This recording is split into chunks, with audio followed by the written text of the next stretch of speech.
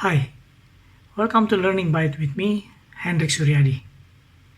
In this series, we will be learning about drilling one-on-one.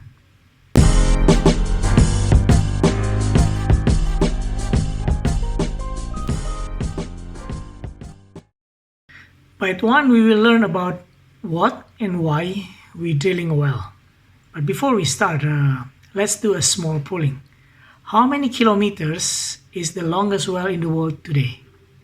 You can give your answer in here. Alright, we will try to answer all these questions. Well drilling is a process of drilling a hole in the ground. Well, yeah, inside the earth layer. And we do that for extracting some natural resources, or we want to inject a fluid from the surface going inside the earth, or we just doing it for some evaluation and monitoring. We will mention about extracting natural resources. And the most common is to extract oil and gas. So, but what is a oil and gas reservoir? Well, many people thought that when we drill a hole into the ground, that we have a big pool of full of oil or full of gas. It's like a big swimming pool inside the earth where we can just drill a hole and then we suck all those oil that goes to the tank. Well, it's not exactly like that. We have this precious fluid, which is oil and gas, is actually live inside a porous rock, inside a tiny space between a rock grain, and that's filled with the fluid. And those oil and gas from whatever is being cooked is being flow because of the pressure until it's to a certain layer of the rock and is being trapped there. So if you see on the screen where this is what we call impermeable cap rock, when you meet this type of rock, the oil and gas cannot follow or cannot go through further, and therefore we need to drill a hole to access those layer of rocks until we found where this oil and gas are located. So I mentioned about a porous space is pretty much looks like this. Just imagine if you have a glass jar full of rocks, and for sure you can see that there's between these rock grains. Of course, the rock grain is not as big as what we see in this glass jar, but this is to give you illustration that there is a space between those rock grains. And then if you fill those glass jars with water, oil, and a gas or some air, because of different density, it will be stacked. The heaviest part, which is water, will be at the bottom, and then the next one is oil and air, or gas, will be at the top. And this space is very, very tiny. So you can see, like the showing over here this is a microscope picture of those grains. So back again, why we drilling a well? Actually there is many reasons why we drilling a well. First, we just drill a hole. It's actually to gain information about the subsurface, to understand what is inside the earth layer. Either we do it at what we call it exploration, where we're trying to find oil and gas. So when the first time we drill a well to find out where is oil and gas, we call it exploration. We not right away it will produce this oil. We want to understand first and gain as much as information before we start planning, the facility, all the pipe we need to lay out, or building a platform, etc. We also start drilling to investigate specific layers in the earth. People also start drilling to the mantle, the earth mantle, just to understand where is the source of life, and many other scientific reasons. Some even to do study on earthquake. By knowing those, how the earth layer is being formed, potentially can help us to solve some of the questions that we have now. We still have now. The other thing is we're drilling a well to inject a fluid back into the earth, into the underground.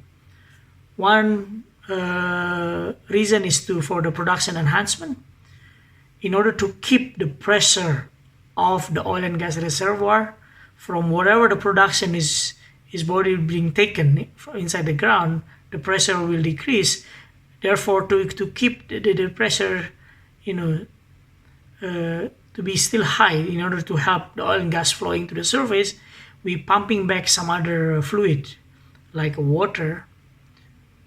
Even sometimes we inject back some gas if we cannot use it, or carbon dioxide. The idea is again to keep the pressure of the reservoir.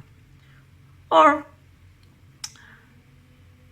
we want to dispose something, right? Something that we cannot use, or it can even harm of the environment. So remember when we produce from reservoir, we always have water, oil and gas.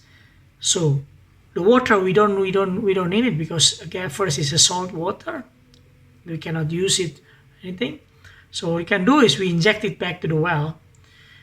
Now with the climate change, we trying to capture as much as possible the carbon dioxide from the industry in the air. So after we collect all those carbon dioxide, we want to store it somewhere, which is one of the possibility is inside the earth layer, or some other drilling waste, the cuttings, the rocks that we produce during a drilling operation. We want to pump it back to the earth. Some other purpose of drilling a well, if you want to exploit the thermal from underground, and this is very common in the geothermal. So we're drilling to some heat resource in the earth, normally in the volcanic zone or area. So we drill a hole and we can produce some kind of steam. It goes to the turbine and then generate the electricity. So that's some of the reason why we're drilling a well. Now let's touch on to some of the facts. What is the deepest well in the world? When I say deepest, is going vertically or drilling vertically down to the earth. So the deepest well in the world right now is 40,000 feet, or 7.5 miles, or 12.2 kilometers, which is drilled in Russia. I call it Kola Super Deep Borehole. This well the drilling started in 1970, and the reason for that is purely for scientific. They want to understand those different layers on the earth.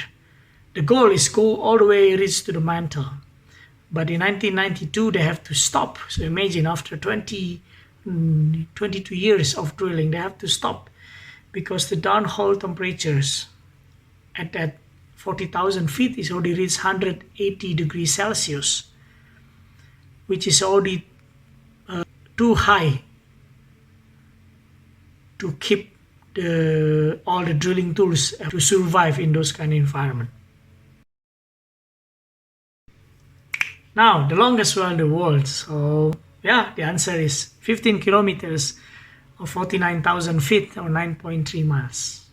Again, it's drilled in Russia, in Sakhalin Island. Chaivo well. Right? It's basically drilled from the land. You're trying to tap the reservoir which is located on the sea. Right? So that's why they have to drill this, what we call it, extended reach drilling. It's very long well to reach those reservoirs. I'm going to talk later on in the next learning bite what is extended reach drilling. But I'll tell you now we're not only drilling a vertical, but we can also start drilling and building to the horizontal.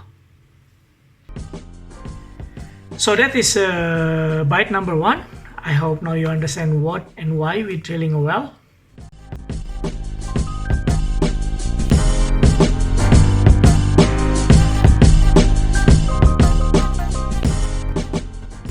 Then I'll see you in the next learning bite.